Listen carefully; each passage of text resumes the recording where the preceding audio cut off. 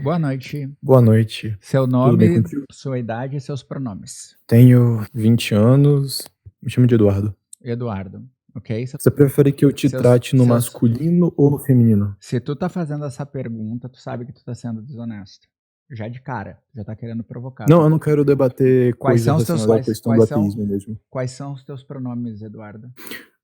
Ele dele. Obrigada. Meu pronome é ela dela. Então não precisa perguntar se tu me trata no masculino, tu pergunta meus pronomes, tá? Você veio debater algum assunto de ciência, Eduardo? Sem compreender a tua posição ó. relacionada ao ateísmo. Minha posição sobre Beleza. ateísmo é eu não acredito Sim. na existência de deuses. Como é que você justifica a fundamentação do universo, o início das coisas, o princípio? Não tem nada a ver com a minha posição sobre não acreditar na existência de deuses. Isso é uma pergunta Tá, se você não acredita que existe, completamente se você não acredita que existe um Deus criador que inicia as coisas, então como é que funciona no teu sistema para explicar o atual estado de coisas? Teoria do Big Bang. Porque o papel de Deus é esse, ele cria as coisas. Tudo bem, é a tua crença, eu não acredito nisso. Não, mas essa é a definição de Deus. A definição de Deus é que Deus é a condição transcendental para que coisas existam. Tá, Se coisas existem, já sei que tu é tomista. Então eu acredito em Hecate. E a definição de Hecate é diferente disso. E agora? Como é que a gente faz? Bom, aí a gente vai ter que ver por princípio de parcimônia o que é mais razoável. Hecate é a criadora de toda a potencial existência de todos os potenciais universos que podem... Hecate tem composição? Depende do que você está definindo como composição, Jordan Peterson. Ela tem partes? Ela tem faces. Então ela tem partes. Ela tem coisas dentro dela que dividem e fazem operações distintas, é isso? Não. Ela... Sim e não, mas a Hecate como deusa, ela tem esse potencial de criação e em cada uma das faces ela tem a face mãe, a face cuidadora e eu não me lembro a terceira face agora. Mas de que maneira, vamos lá, de que maneira eu dizer não acredito na existência de Deus tem que levar para uma discussão sobre o universo. Porque não interessa, você segue para um outro... Não é. Porque o papel de Deus é literalmente fundamentar a realidade. Você não consegue explicar as coisas sem fazer referência a Deus. Por exemplo, se eu te perguntar aqui como é que você justifica a sustentação ontológica da realidade sem um Deus, provavelmente você não vai conseguir me responder, porque o ponto de Deus é literalmente isso. Porque eu não acredito em Deus, então não faz nem sentido a pergunta para mim. Não, porque a questão de sustentação ontológica, ela não tem a ver com você acreditar ou não em Deus. O que isso tem a ver? Isso, olha o tanto de malabarismo. Isso tem a ver com o fato de que a gente precisa explicar a realidade. Eduardo, não, a gente explica a realidade de acordo com o que a gente vai estudar. Eduardo, se tu ficar me interrompendo, eu vou exigir que tu abra a câmera, e se tu não abrir a câmera, eu vou descobrir quem tu é, e aí eu vou te doxar aqui, a tua cara, entendeu? Pra tu parar de fazer essas palhaçadas. Eu vou expor quem é a tua cara. Tu já começou me desrespeitando, e eu não vou aceitar esse tipo de desrespeito. Então tu ouve o que eu tenho pra falar, e tu responde. A minha posição ateísta não diz nada sobre universo, sobre física, sobre matemática, sobre química, sobre ciências biológicas, nada. Eu tenho um único ponto que é endereçado. Eu não acredito na existência de deuses.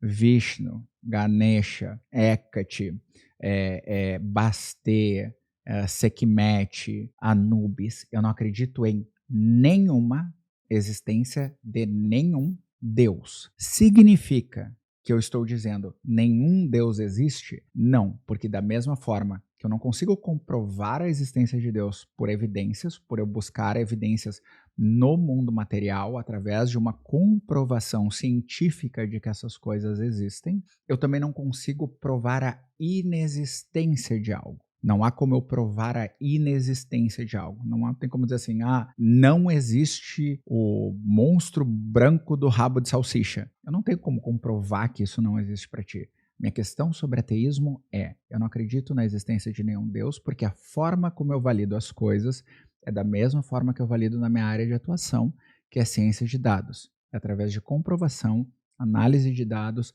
estudos, experimentação, coisas do tipo. Não me interessa o jabá filosófico, ele não me leva absolutamente a nada. Eu não estudo autores ateístas para me tornar ateísta. Eu estudei a Bíblia para dizer, isso aqui é balela, entendeu? Nem a ordem da criação bíblica é correta.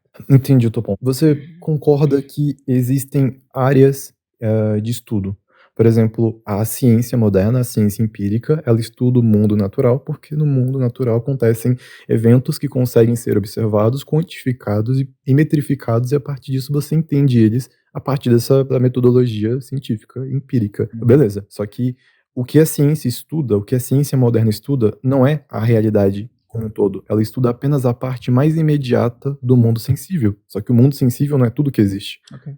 Não é tudo que existe. Existem coisas além dele. E para você conseguir entender a realidade, você precisa compreender as coisas que estão além dele. Então, por exemplo, você não tem nada na ciência que faz referência a, por exemplo, como é que a realidade ela se sustenta, como é que as coisas ficam em conformidade, porque isso está totalmente fora do objeto de estudo da ciência. Então, para você ter uma compreensão maior, é preciso que você apele para outras ferramentas, outros métodos, e aí vai entrar a metafísica, que é literalmente o estudo da realidade. Só um comentário, você precisa disso. Você tá atribuindo a mim que eu preciso disso. Você precisa disso, não eu. Eu diria que qualquer pessoa que esteja comprometida com alcançar a verdade está precisando disso. Se você quer entender como é que a realidade funciona, você precisa disso. Eu entendo a realidade, como a realidade funciona através da explicação que é dada pela ciência. Não entende? Quer uma prova? Me difere você dessa cadeira que você está sentado agora com ciência, somente. Eu vou te responder isso. Tá, beleza. Eu te responder essa pergunta aqui. Vou expor Peraí, se eu te responder isso aqui, de que maneira isso responde alguma coisa sobre a minha crença em Deus? Mas antes de tu me responder, eu vou dizer assim, ó, eu vou te dar só uma diferença. Eu tenho uma cadeia de DNA, a cadeira não tem uma cadeia de DNA. Certo. Bom, há uma diferença entre esses dois objetos que os distingue completamente. Todas as minhas características estão no meu DNA, as dela não. Se você não faz referência à categoria ontológica, não existe diferença nenhuma entre você e essa parede. Respondi a diferença te citando DNA. A cadeira tem DNA? Não. Ok. A parede tem DNA? Não. Respondi a tua pergunta? Me responde outra pergunta, então. Não. Existe valor inerente na matéria? Eu respondi. Existe valor inerente na matéria? Eu respondi a sua pergunta ou não? A pergunta é, se você quer comprovar, mas como que você sabe que você tem uma cadeia de DNA? Simplesmente a gente tira o meu sangue e vai ali no laboratório e faz a minha cadeia de DNA. E aí a gente tenta fazer com a cadeira, entendeu? Não é nem esse o ponto. A questão é o seguinte, se você é uma materialista, se você acredita que as coisas que existem são matéria, então imagino que você concorde também que não existe o valor inerente na matéria. Por exemplo, a matéria ela não é inerentemente boa ou má, bela ou feia. Né? Não tem valor inerente na matéria. Matéria é só matéria. Você vai concordar que tanto você quanto a cadeira são compostos de partículas, moléculas, átomos, elétrons, quarks, prótons, ou seja, tanto você quanto a cadeira são feitos da mesma coisa, que a matéria. E a matéria não tem valor inerente. Se a matéria não tem valor inerente e você e a cadeira são feitos da mesma matéria, não existe diferença entre você e a cadeira. A única forma de você ter diferença... Olha a loucura. Olha o espantalho que tu tá tendo que fazer. Tu tá tendo que criar algo que eu não falei. Tu tá tendo que atribuir valores à cadeira, características à cadeira que eu não citei, que aí a tornam similar a mim, para ignorar que o que eu te apresentei, que é completamente diferente entre eu e ela, e que gera diferença entre nós no aspecto... Que diferença? Vocês não são feitos de matéria? A cadeira tem DNA? Sim ou não? Você é composta de átomos? Tu viu que tu não vai responder, né? Sou composta de átomos assim como você. E a cadeira é composta de átomos? Ela também. Ela tem DNA? Ela tem DNA? O DNA é composto de átomos. A gente consegue achar DNA na cadeira, então? É essa a sua afirmação? Não é esse o ponto, Não. Eu tô afirmando que se você não faz a diferença... Veja, se você não faz referência a categorias ontológicas, você não é capaz de diferenciar coisa nenhuma. Tu tá sendo extremamente desonesto. Por que eu tô sendo desonesto? Olha como tu... Não, tu é um baita... Tu é um baita cuzão. Desonesto é pouco pra ti. Eu não tô sendo desonesto. Tu literalmente faz uma pergunta extremamente simples. Me dá uma diferença pela ciência dessa cadeira e de ti. Tudo no nosso planetinha... Tudo é matéria. Tudo no nosso universo tem átomos. Tudo tem prótons. Tudo tem elétrons. Tudo passa por meia-vida lá, né? Tudo passa por um processo de decaimento de meia-vida. Tudo passa por isso. Não quer dizer que quando tu chegar e tu fizer uma análise em mim do meu sangue, tu vai achar DNA, e quando tu fazer uma análise dos átomos da cadeira ou dos metais da cadeira, tu vai achar DNA nela. Como tu não vai achar cromossomos na cadeira? Tu não vai achar cromossomos na cadeira. Tu não vai achar DNA na cadeira. Tu não vai achar variação sexual na cadeira. Tu não vai achar hormônios na cadeira. Tu não vai achar atividade cerebral na cadeira. Tu não vai achar na cadeira. Então, é tudo a mesma substância, última matéria. Que ótimo! Só que ela se desenvolve de outras maneiras.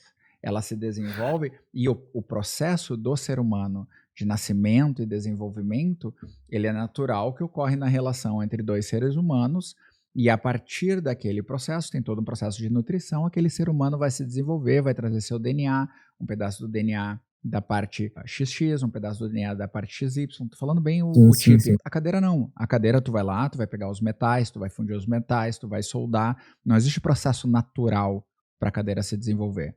Tu não vai achar uma Thunderex dessas aqui da relação de duas cadeiras. As duas cadeiras vão lá e vão transar e vão fazer isso aqui. Então, tu me pediu uma diferença, eu te dei uma diferença e tu só não tá aceitando. É só isso. Aí que tá. O que você tá fazendo é ignorar o fato de que, em última instância, dado que a matéria não tem valor inerente, em última instância vocês são compostos da mesma coisa, que é a mesma categoria ontológica, que é a matéria. É por isso que, se você não fizer referência, por exemplo, categoria aristotélica, onde você tem causa material, formal, eficiente, final, você não consegue entender a realidade. Foda-se. Entende? É esse o ponto. Então faz assim, ó, me explica através de Aristóteles como que é o funcionamento do disco de acreção de buracos negros. Só é possível você entender isso a partir do que Aristóteles estabelece. Então me explica, por gentileza, como que funciona o funcionamento do disco de acreção a partir da filosofia aristotélica. A partir das 12 categorias de lógica inferencial e a partir dos princípios apodíticos da metafísica, você consegue ter uma estrutura que te possibilite refinar o conhecimento a partir daquilo que você observa empiricamente. Sem isso, você não consegue fazer nada. Então, por favor, me explique através da filosofia aristotélica o funcionamento do disco de acreção de buracos negros. Mas a ciência, ela se deriva da filosofia aristotélica. A filosofia molda a ciência. A pergunta foi, você disse que eu não tenho como saber as coisas da realidade. Como que através Sem filosofia, não. Como só usa a filosofia aristotélica para explicar o funcionamento faz parte da coisa. Ah, ok. Então eu preciso... Eu nunca falei isso.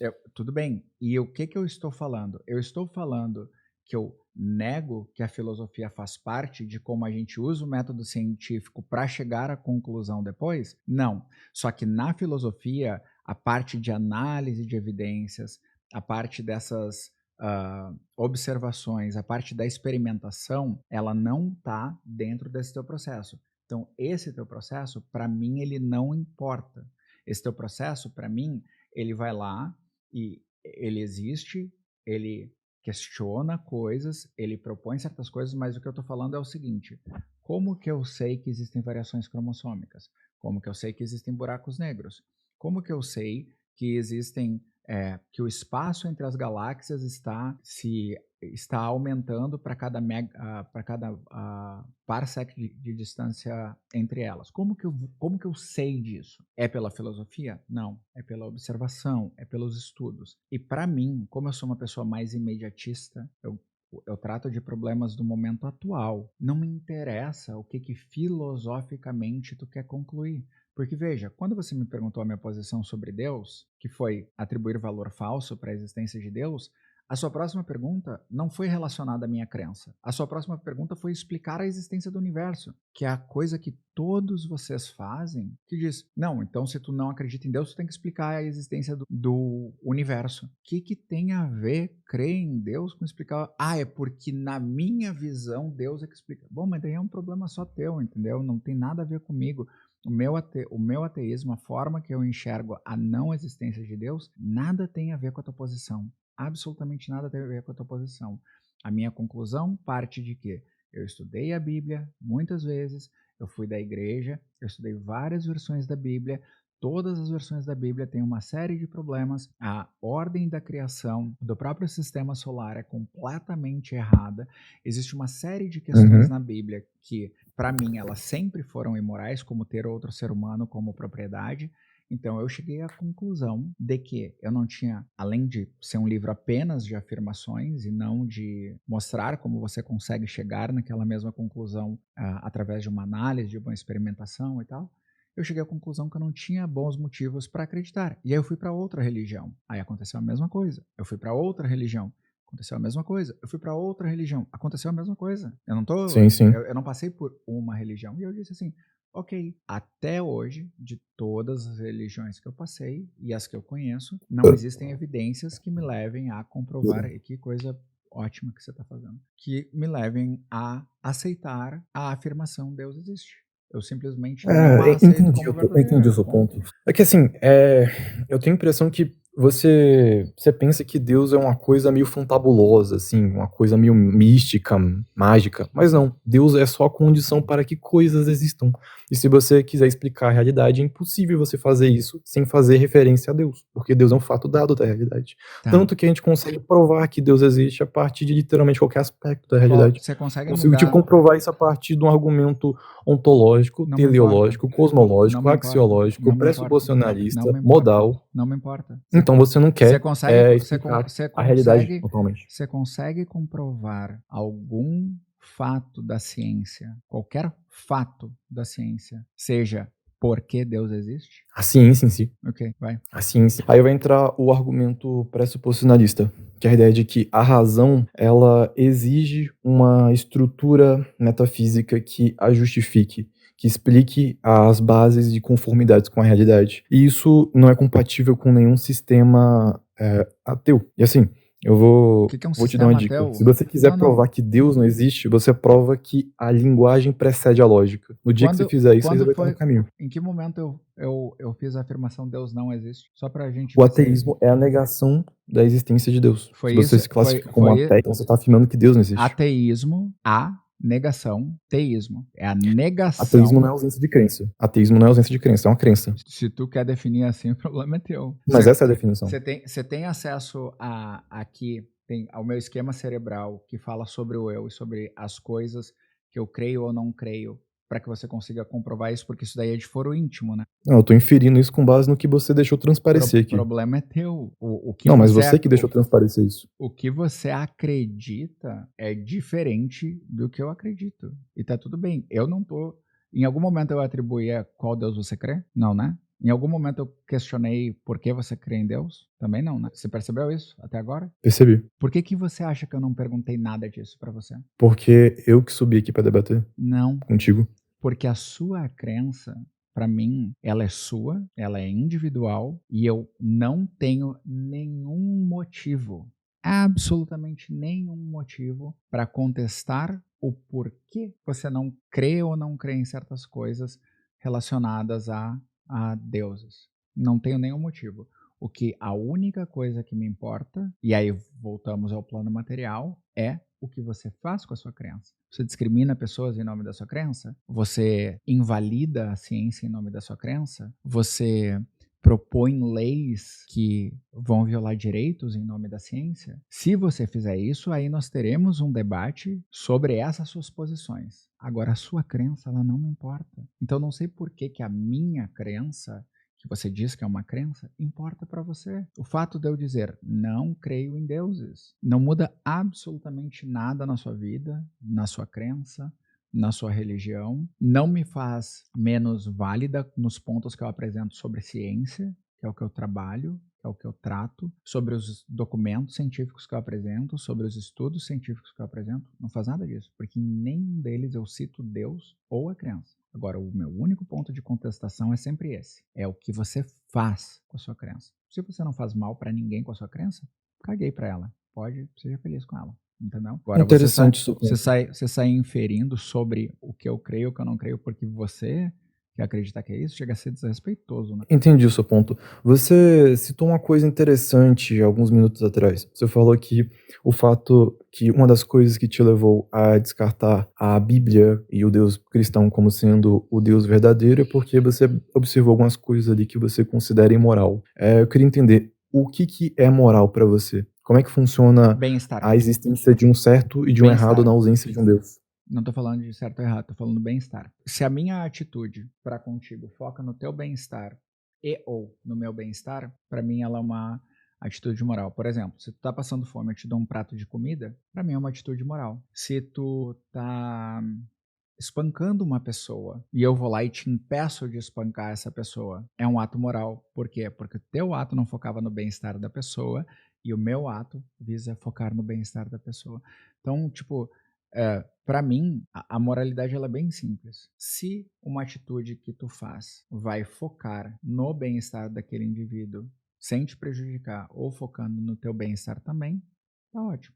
O resto não me importa. Qual é o valor disso se não existe, um aspecto transcendental da vida? Se não existe algo que Não dê sei, não me significado e valor inerente para as ações? não me importa. Esse teu Porque, questionamento, por exemplo, ele não me importa. tem um autor, ateu, Ó, o nome dele só deixa eu terminar de responder. Se tu tá passando tá. fome e eu te dou comida e isso cessa a tua fome, essa tua pergunta pra mim não faz diferença. Se tu tá com frio e eu te visto ou te cedo um colchão, um cobertor e isso te faz parar de passar frio, essa tua pergunta pra mim não faz diferença. Eu penso na atitude e o que ela causa de efeito para aquele indivíduo. A pergunta transcendental, cara, não, de verdade. Se tu quer debater com filósofos ateus, é outra coisa. Essa questão é científica, na verdade. É científica. É científica. Assim, você citou a questão da moral. Eu achei interessante que tem um autor ateu, o nome dele é Queen, na verdade o nome dele é Pink, o sobrenome no caso.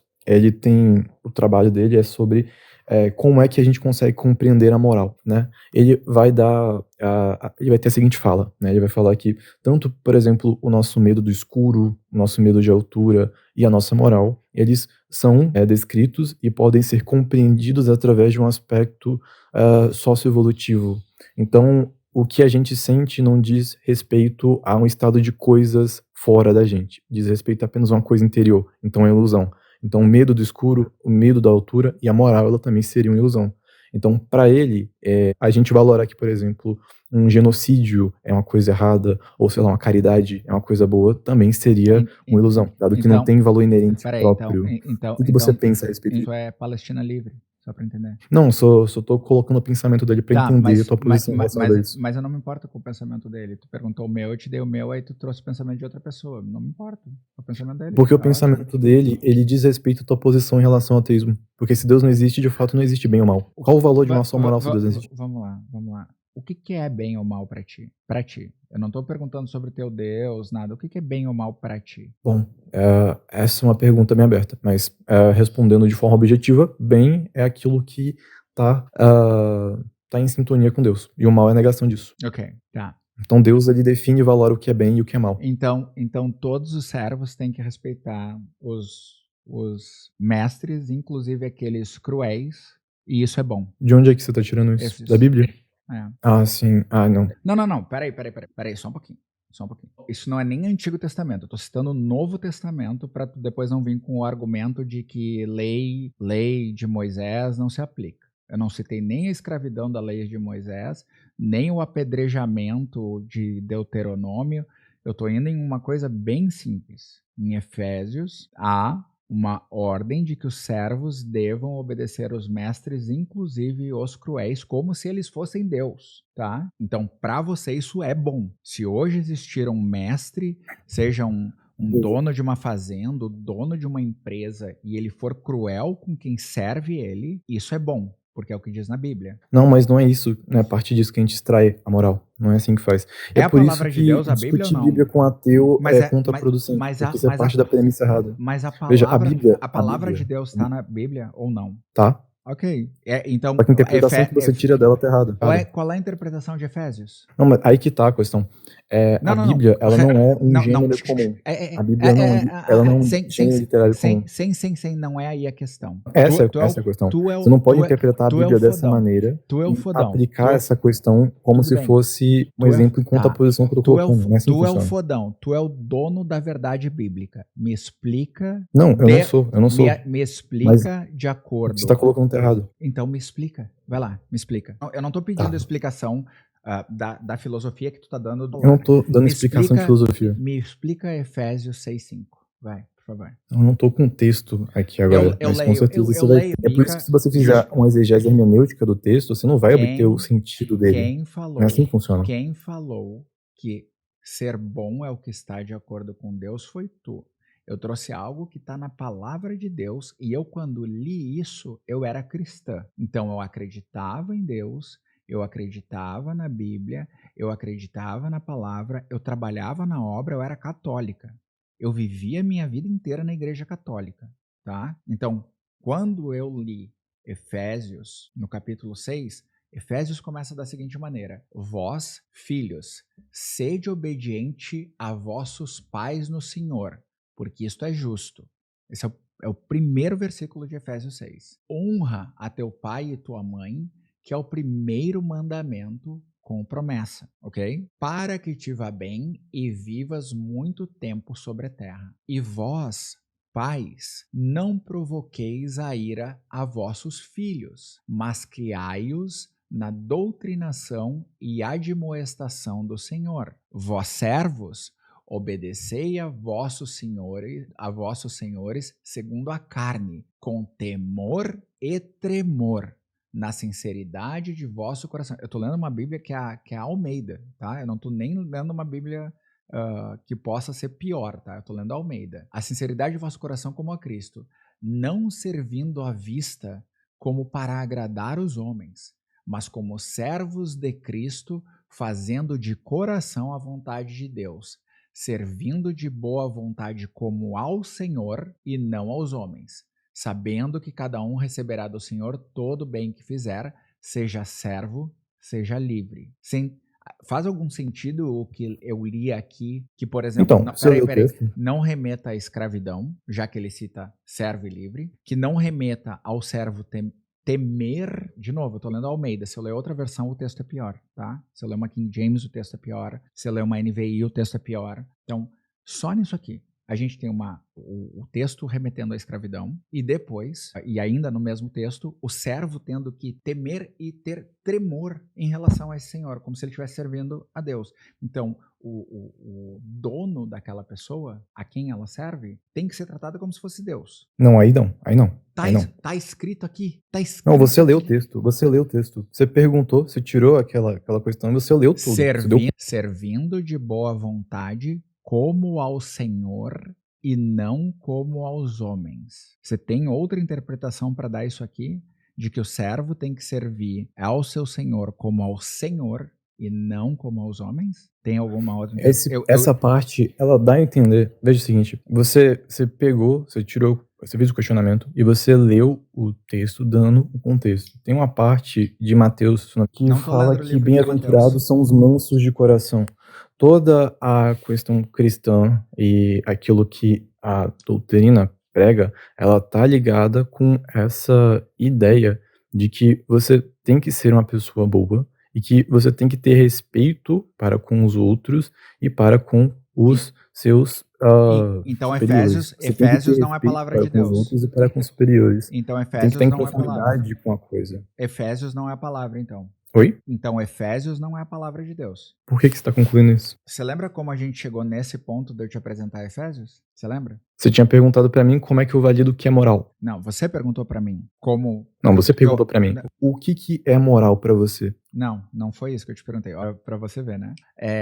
Quando você perguntou para mim sobre a minha moralidade, eu falei que é sobre bem-estar e eu te dei exemplos de como eu uso isso. Você fez um questionamento sobre isso, você disse que era interessante e tal, aí você falou de algo transcendental, eu disse assim, beleza. E aí você apresentou bem e mal. E aí eu perguntei, tá, você pode me dizer para você o que é bem e mal? E você, quando definiu bem e mal, definiu que as coisas que estavam de acordo com o que Deus define seriam coisas boas e que coisas que não estão de acordo com o que Deus determina seriam coisas ruins. E ao fazer isso, eu te fiz um questionamento sobre o livro de Efésios, e aí você nem sabia do que o livro de Efésios tratava, o que me é surpreendente, sendo eu uma ateísta e você uma pessoa cristã, né? Até porque pela imagem que você usa, você deve ser inclusive católico. E aí quando eu te perguntei sobre o livro de Efésios, você partiu imediatamente a dar uma desculpa sobre o livro de Efésios. Aí eu abri o livro de Efésios, eu li os versículos, e aí você cita o livro de Mateus, que não tem nada a ver com o que eu te perguntei. Eu só te perguntei se um servo, que é um escravo, já que ele faz a diferenciação entre servo e livre, tá? Que um servo tem que servir aos seus mestres, como se eles fossem Deus, e não como se eles fossem homens. E ele tem que servir a este com temor e tremor. O texto diz isso. Em outras versões da Bíblia, vai dizer mesmo aqueles cruéis. E aí a minha pergunta para ti, que ela foi muito objetiva. Isso é bom, então? E aí você disse que era um problema de interpretação, que era um problema de contexto, e eu li todo o contexto. Mas de fato é uma questão teológica. Eu posso te dar 2 respostas relacionadas a isso, só que você não vai gostar delas. Okay. Porque quando eu falo que bem é aquilo que está de acordo com Deus, eu estou partindo de uma premissa metafísica daquilo que se estabelece na quinta via, que na verdade na quarta, que é a ideia de que o bem, para ser um tomista eu teria que ser um padre. Eu não sou um padre. Tu segue a filosofia de São Tomás de Aquino? Não, pra mim São Tomás de Aquino tá certo. Então a gente não tem mais o que conversar. A gente Mas encerra por quê, a conversa por aqui. Eu não converso com tomista. Não. Posso concluir minha fala, pelo menos? Pode, mas vocês são as pessoas mais intolerantes e mais desonestas que eu já conheci em toda a minha vida. E mesmo quando eu apresento algo pra ti que contrapõe o que tu apresentou inicialmente, tu vai apresentar um método de contestar o que eu falei fazendo uma deflexão, que foi quando eu falei de Efésios, tu apontou para Mateus, que foi quando eu falei de não acreditar na existência de Deus, tu apontou para o universo. Então, tipo assim, eu não converso com tomista, eu não debato com tomista, mas não é honesto, e eu não quero, eu vou deixar tu falar o que tu tem para falar, e eu não vou responder mais nada para ti, tá? Então tu pode falar livremente o que tiver para falar. Quando tu disser, encerrei minha fala, Michele, eu vou te dar boa noite e a gente vai terminar aqui. Tá certo. Tá, veja, se eu aceitar o que você tá fazendo, você poderia, por exemplo, pegar um texto da Bíblia que fala que, todo homem nasce de mulher. Aí você fala, não, mas aqui em Gênesis 1, Adão não nasceu de mulher. Qual contradição? Não é, porque para você compreender o texto, você tem que estar dentro da premissa correta para você ter a compreensão devida do que o texto quer dizer com aquilo. Isso está alinhado tanto com a tradição que se segue posterior àquilo que é desenvolvido no texto, e está ligado também com a base que justifica metafisicamente toda a dinâmica. Quando você perguntou para mim o que é a bondade, o que eu defino como bondade? Eu defino bondade como sendo aquilo que está de acordo com Deus. Eu estou partindo de uma premissa metafísica de coisas. E aí que tá a questão. Se eu te desse a resposta de se isso que Deus faz na Bíblia é bom ou ruim, você não ia gostar dela, porque ela ia soar uma coisa fria, uma coisa austera. Porque não diria que é, mas... Só pra deixar claro, eu sei que você tá tentando levar pra um ambiente mais light, tá? Eu realmente não converso com tomista, tá? Tomista, pra mim, ele entra no nível do terraplanismo e não tem jeito. Sério? É perda de tempo conversar com tomista. Nossa, que coisa. Tá, vou só concluir então. Tá, veja, então, dentro dessa dinâmica, você tem a ideia de que aquilo que é bom é aquilo que tá alinhado com Deus, porque de fato você vai ter a ideia de que a bondade, ou seja, a coisa é boa na medida que ela cumpre as suas potências. Não, mas é esse o ponto, retornou àquela questão que de acordo com a lei, de acordo com a lei de Sharia, é moral acabar com a tua vida. O Deus deles diz isso. E agora, o que a gente faz? Como é que a gente resolve esse problema? Vai lá, faz assim, ó. Vai lá. Não, sem princípio nenhum.